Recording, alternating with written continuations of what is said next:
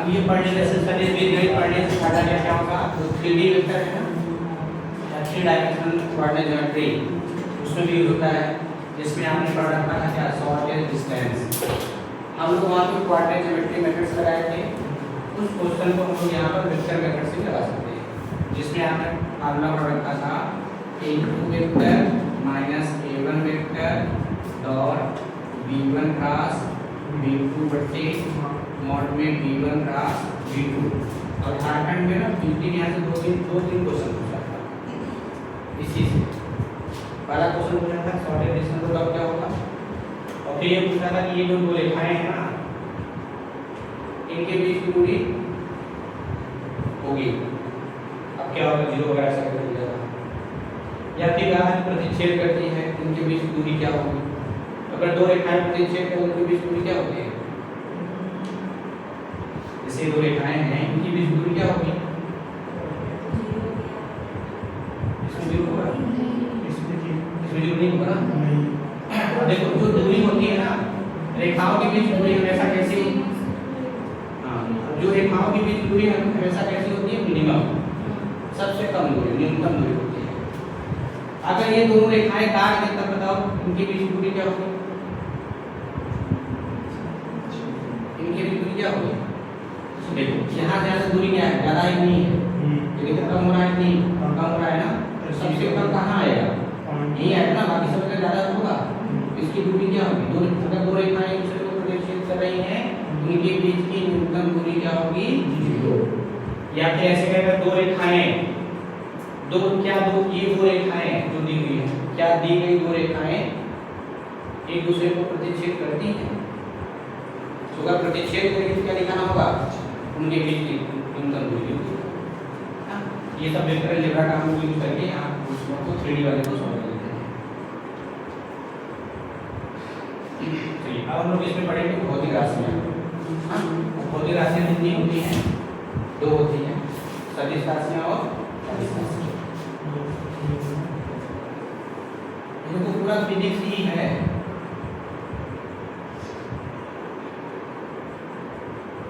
भौतिक राशि, physical quantity.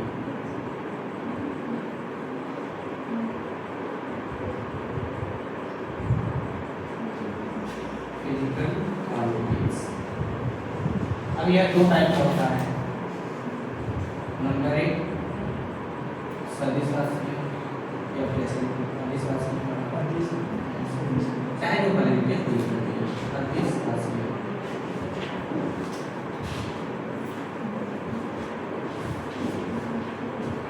Scalar quantities.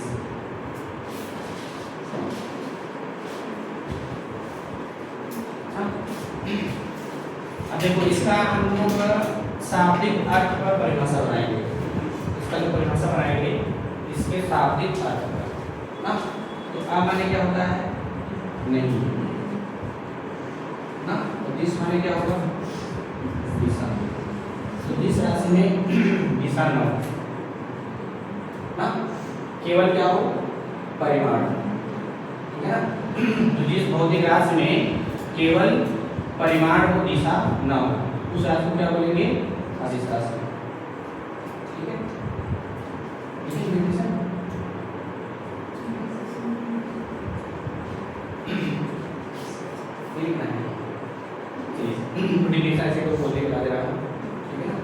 तो वे राशियां जिसमें केवल परिमाण हो, दिशा न हो, अदिश राशियां कहलाती हैं। अब एग्जाम्पल में क्या होगा बताइए? एग्जाम्पल में क्या होगा?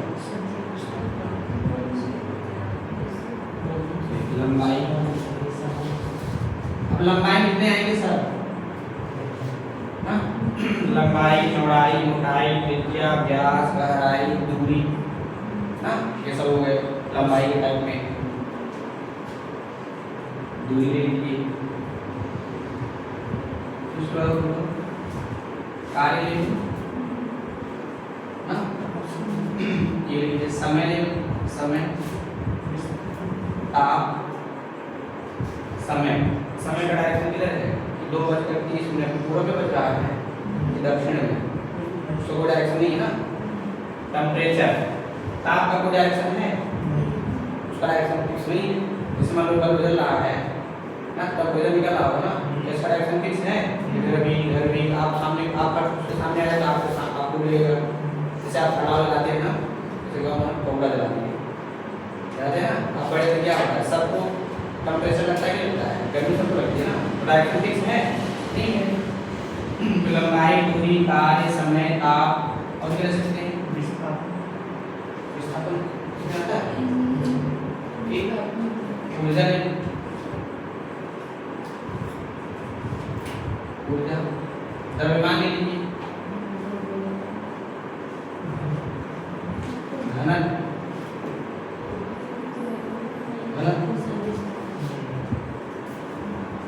ना तो घनत्व कैसे राशि है, अधिक राशि है, ऐसे बहुत सारे घनत्व मिलेंगे ना। तो वे भौतिक राशियां जिसमें कोई परिमाण हो, दिशा न हो, अधिक राशियां लगाती हैं, एग्जाम्पल भी हो गया। फिर नंबर 2 आता है सदिश राशियां।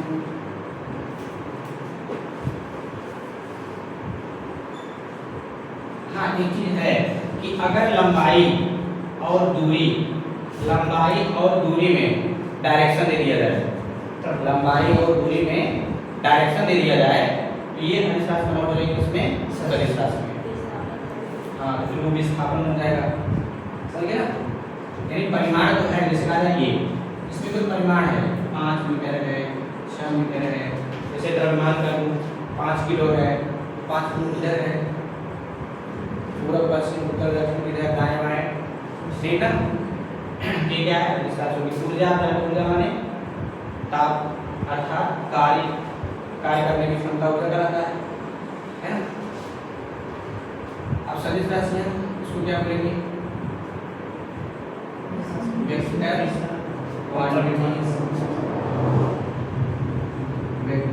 क्वांटिटी। अब सा माने क्या होता है, विद्यमान, दिश माने क्या होता है, दिशा। इसमें भौतिक राशि में, तो जिस भौतिक राशि में अब क्या होगा, परिमाण के साथ साथ दिशा भी, यानी वे भौतिक राशियां जिसमें परिमाण और दिशा दोनों विद्यमान हो, उसे क्या बोलेंगे, सदिश राशियां ना। एग्जाम्पल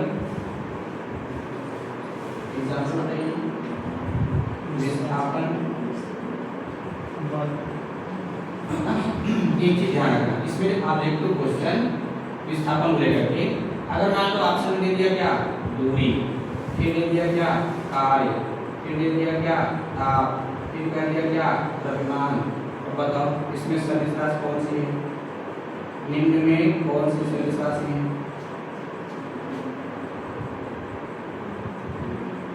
निम्न में कौन सी सदिश राशि है, इसमें है कोई सदिश राशि, हाँ,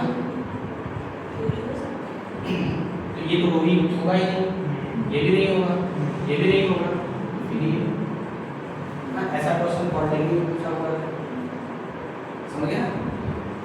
कभी कभी दूरी क्या होता है, सदिश राशि दिया जाता है ना। ऐसे ही हम लोग पढ़े थे चाल, इसमें क्या कर सकते हैं, चाल भी तो बहुत सारे हैं। चाल कैसी राशि है, अदिश राशि है, लेकिन अब मैं यही क्या लिखूं, चाल, और बाकी सब ऐसे लिखूं, तो फिर चाल किसमें कन्वर्ट हो जाएगा, सदिश राशि में, समझ गया।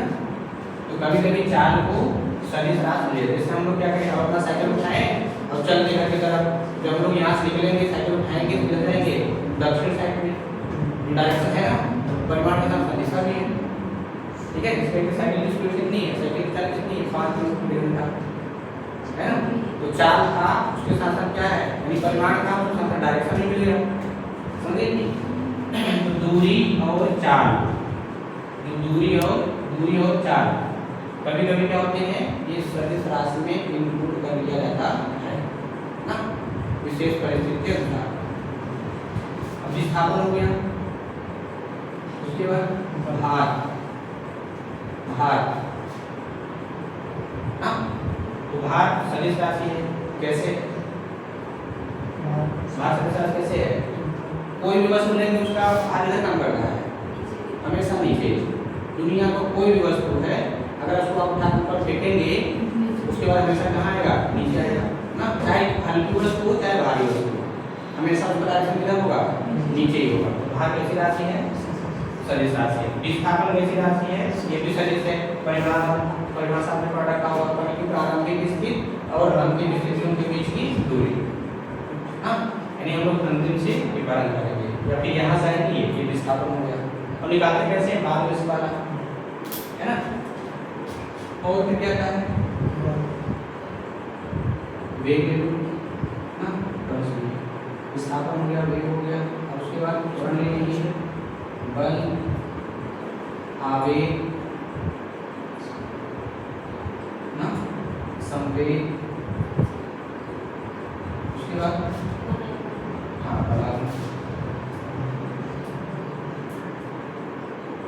बलात्मक, वैद्युत क्षेत्र, चुंबकीय क्षेत्र, कौनों क्षेत्र, सब कैसे होंगे, सदिश राशियां होंगी। गुरुत्वीय क्षेत्र, वैद्युत क्षेत्र, गुरुत्वीय क्षेत्र, चुंबकीय क्षेत्र, ये सब कैसी राशियां हैं, सदिश राशियां हैं। अच्छा, इसमें हम लोग बोल सकते हैं आवेश, आवेश, आवेश, और उसके बाद क्या, वैद्युत धारा क्या होगी, सदिश राशि में आएगी, हाँ, वैद्युत क्षेत्र,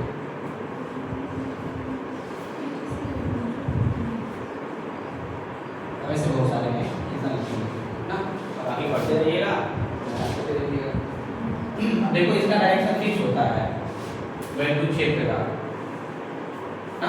इसका डायरेक्शन क्या है, धन आवेश से बाहर ऋण आवेश की ओर, यानी धन से ऋण की तरफ जाता है ना। डायरेक्शन क्या होता है, फिक्स होता है। अब इसके बाद आता है सदिश, सदिश का निरूपण, सदिश का रिप्रेजेंटेशन ऑफ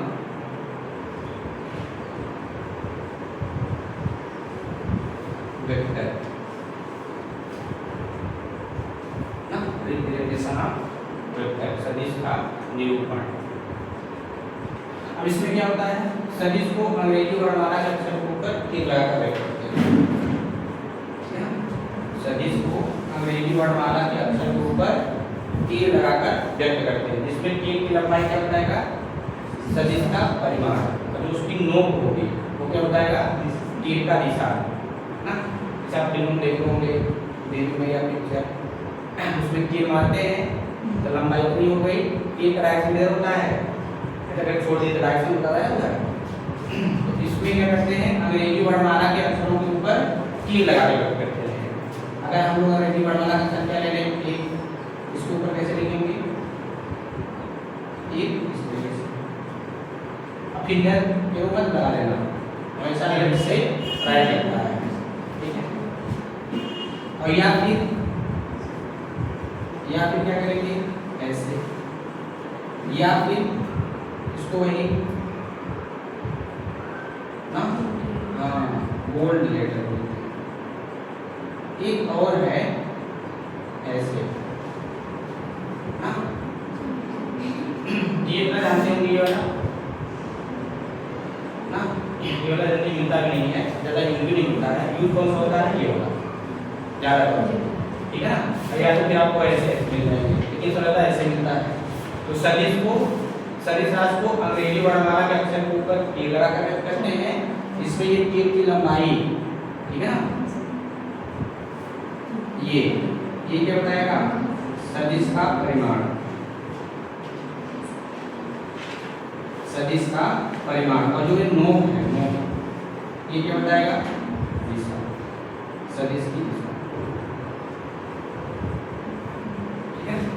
अब ऐसे अगर हम लोग दो अक्षर ले लें तो सिंगल अक्षर लिया गया, अब अगर ऐसे अगर डबल अक्षर ले लें, एक ले लिया हम लोग ए, एक ले लिए बी ना, इसको ऐसे लिखेंगे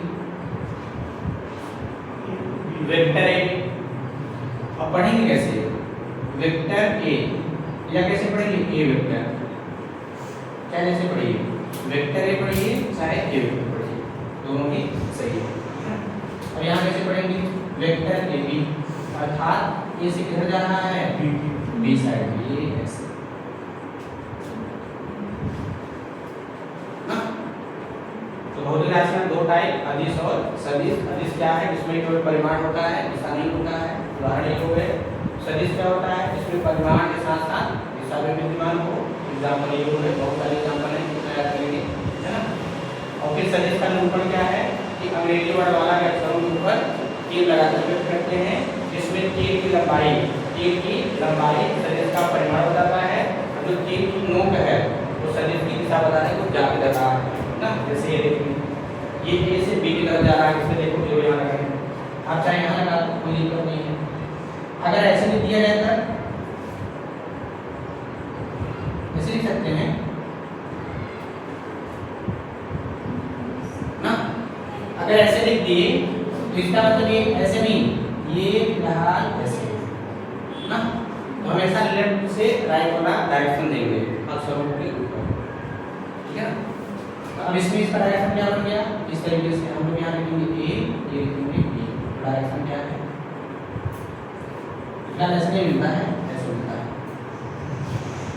ठीक है ना। अब इसके बाद आता है आपका सदिश का मापांक। सदिश का मापांक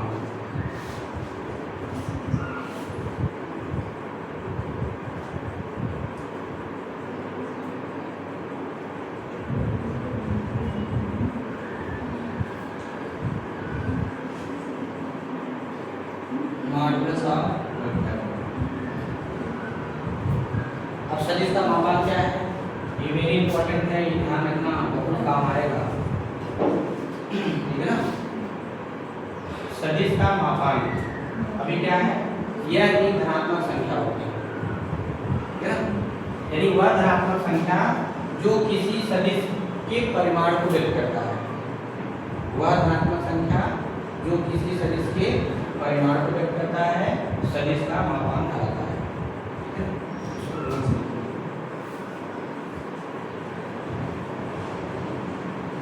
वह धनात्मक वास्तविक संख्या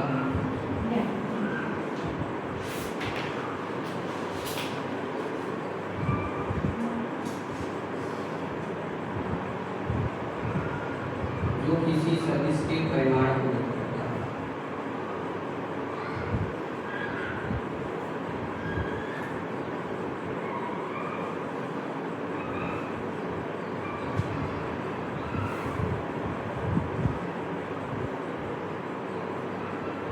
सदिश का मापांक कहलाता है।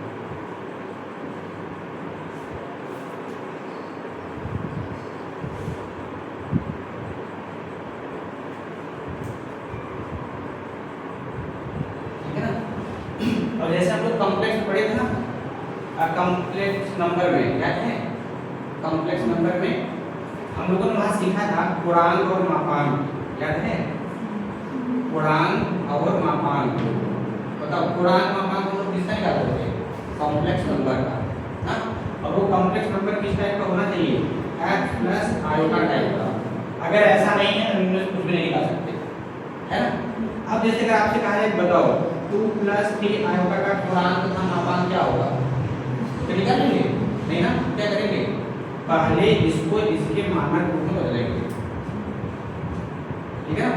तब जाकर के हम लोग पूर्णांक और मापांक निकालते हैं। और यहाँ पर ध्यान रखिएगा, किसी सदिश का मापांक निकालना है तो सबसे पहले वह एक मानक रूप में होना चाहिए। कौन? सदिश। सदिश सबसे पहले मानक रूप होना चाहिए, तब जाकर के हम लोग उसका परिमाण निकाल सकते हैं। लेकिन ये होगी कैसे? धनात्मक वास्तविक संख्या, ठीक है ना। धनात्मक वास्तविक संख्या होगी वह धनात्मक वास्तविक संख्या जो किसी सदिश की परिमाण। परिमाण का मतलब क्या है? अंक में कितना आया, ठीक है ना। तो व्यक्त करता है सदिश का मापांक कहलाता है। अब इसे हम लोग कैसे रिप्रेजेंट करेंगे? ध्यान रहे, यहाँ क्या लिखा है? सदिश का मापांक, यानी सदिश होना चाहिए, सबसे पहले सदिश हो। अगर सदिश नहीं है तो उसके मापांक की बात नहीं कर सकते। इसका मतलब क्वेश्चन में कुछ भी कहा होगा, अगर पहले उसका मापांक निकालो सबसे पहले वो वेक्टर रूप में है कि नहीं, और एक बार चाहिए। अगर वेक्टर नहीं दिया है तो क्वेश्चन निकालेंगे तो पहले उसका वेक्टर वैल्यू निकालेंगे, तब जाकर के मापांक निकालेंगे, हाँ। अगर हम सदिश क्या ले लें? Vector A. सदिश वेक्टर ए का मापांक कैसे लिखेंगे के मापांक को ऐसे मॉडुलस ऑफ वेक्टर के या ऐसे सी वेक्टर के।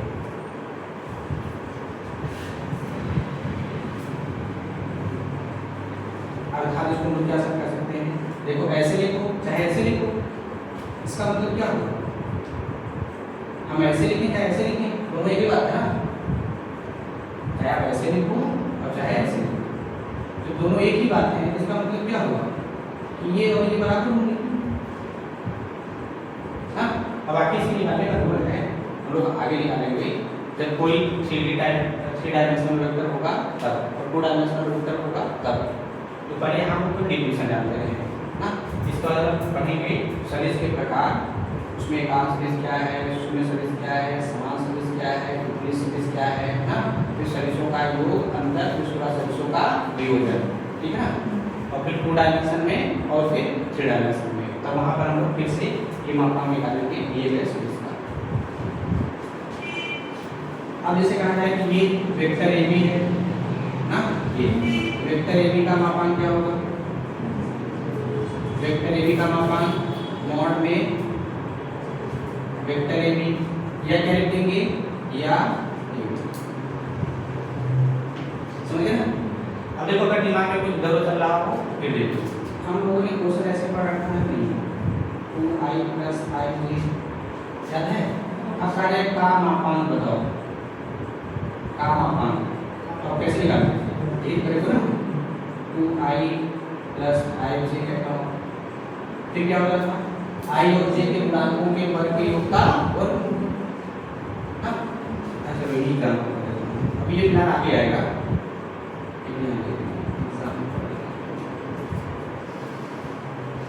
सदिश 2i - 3j + 4k का मापांक या परिमाण, ठीक है ना। अरे मापांक क्या है, परिमाणिक मापांक है, क्या होगा क्या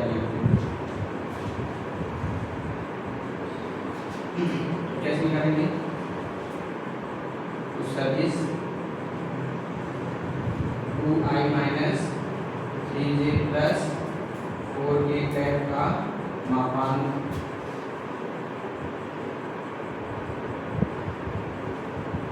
बराबर, अब इसका यही मोड में 2i - 3j + 4k। अभी इसको आप याद रखिए, याद है तो अच्छा है, नहीं याद है फिर आप भी याद रखिए ना, बाकी कैसे निकलता है हम लोग प्रूफ देख लेंगे, ठीक है। अब निकालिए ऐसे i के गुणांक और j के गुणांक के गुणांक के वर्ग योग का वर्गमूल, तो क्या हो जाएगा ये 4, j का गुणांक -3 9 हो जाएगा, k का गुणांक 4 16, तो 16 9 25 7 29 तो क्या 20।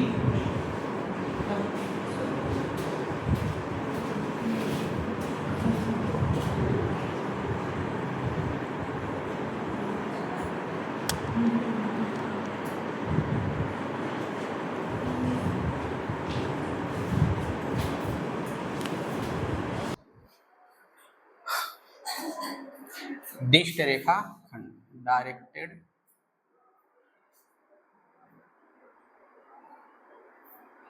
Line segment. लाइन का मतलब रेखा हो गया, सेगमेंट माने खंड हो गया, डायरेक्टेड मतलब क्या होगा दिष्ट। दिष्ट का मतलब दिशा से है।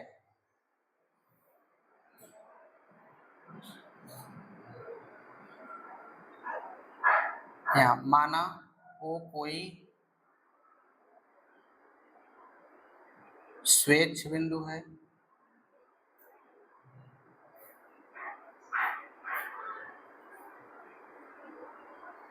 स्वेच्छ बिंदु कुछ भी ले सकते हैं, हम लोग क्या लेकर चलेंगे जनरली ओ मूल बिंदु है ना। माना ओ कोई स्वेच्छ बिंदु है तथा पी कोई अन्य बिंदु है,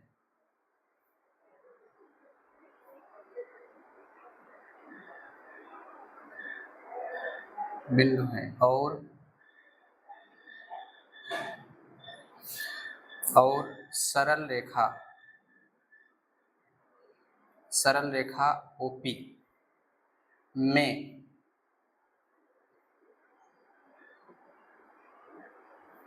परिमाण तथा दिशा, परिमाण व दिशा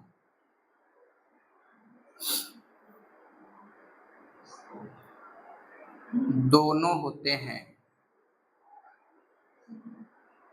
तो OP एक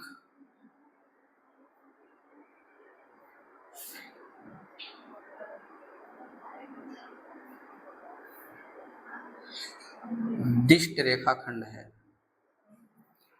O क्या है? कोई स्वेच्छ बिंदु है। P क्या है? कोई अन्य बिंदु है ना। अब सरल रेखा क्या है? OP। अब इसमें क्या हो जाए? परिमाण हो जाए और दिशा दोनों हो जाए, तो फिर इस OP क्या बोलेंगे? यह एक दिष्ट रेखा खंड है। अगर हम लोग यहाँ नाम दे दें O, तो ये क्या हो गया? P। अब देखो ये क्या हो गया? इसका परिमाण हो गया। अब O से किधर ना, तो क्या बन गया? ये दिष्ट रेखा खंड। समझ गए ना? इसका मतलब क्या है? दिष्ट रेखा खंड कोई और नहीं बल्कि एक सदिश राशि है ना, क्योंकि इसमें परिमाण के साथ साथ क्या है? दिशा। दिशा किधर है? O से P की तरफ। अगर P से O की तरफ कर दें तब भी दिशा होगा, लेकिन विपरीत हो जाएगा पहले से ना, OP के अपोजिट हो जाएगा। इसी को हम लोग बोलते हैं अनलाइक वेक्टर, विपरीत दिश सदिश।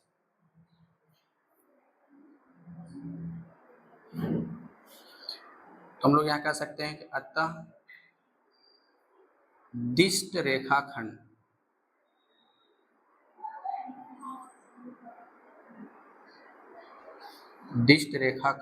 OP एक सदिश राशि है,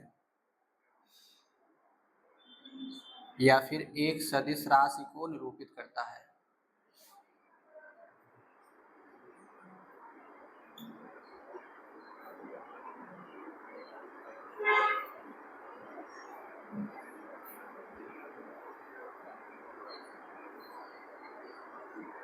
इसकी अभिदिशा, अभि माने की ओर, अभिदिशा O से P की ओर, O से P की ओर है। इसे ये OP वेक्टर से व्यक्त करते हैं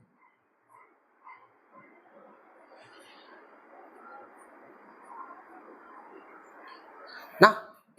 अब क्लियर हो गया ना कि दिष्ट रेखाखंड क्या है? एक सदिश राशि है ना। कब कैसे है? O कोई स्वेच्छ बिंदु है, P कोई अन्य बिंदु है, तो रेखा OP में परिमाण और दिशा दोनों होते हैं OP में, तो OP एक दिष्ट रेखाखंड है ना। अतः इस दिष्ट रेखाखंड OP एक सदिश राशि को निरूपित करता है। इसे अच्छा, इसकी दिशा क्या होगी? O से P की ओर रिप्रेजेंट कैसे करेंगे ना, क्योंकि हम लोग इसके पहले पढ़ कर आए ना, सदिश क्या होती है? जब रेखाखंड एक सदिश राशि, दिष्ट रेखाखंड एक सदिश राशि है, तो निरूपण क्या था कि अंग्रेजी वर्णमाला का अक्षर के ऊपर तीर लगा कर व्यक्त करते हैं। ये हो गया अंग्रेजी वर्णमाला का अक्षर। सिंगल भी हो सकता है, डबल भी हो सकता है। अगर सिंगल होगा तो केवल ऐसे होगा, किसी के रिस्पेक्ट में ये पॉइंट होगा। किसी पॉइंट को हम लोग ऐसे नहीं रख सकते ना, किसी पॉइंट को हम लोग कहीं ऐसे तैसे नहीं रख सकते। जब कहीं रखेंगे किसी के सापेक्ष बताएंगे कि ये इतनी दूरी पर इस दिशा में यहाँ पर है ना। लेकिन अगर दो पॉइंट हो गया तब A से B हम लोग या तो ऐसे मिलाएंगे, ऐसे, या तो फिर ऐसे मिलाएंगे। अगर ऐसे मिलाएंगे तो हम लोग यहाँ सदिश के रूप में लिखेंगे AB वेक्टर। अगर यहाँ ऐसे मिलाएंगे तो कहेंगे BA वेक्टर है। अब फिर यहाँ लिख करके ऐसे तीर मत लगा देना, हमेशा लेफ्ट से राइट लगाएंगे ना।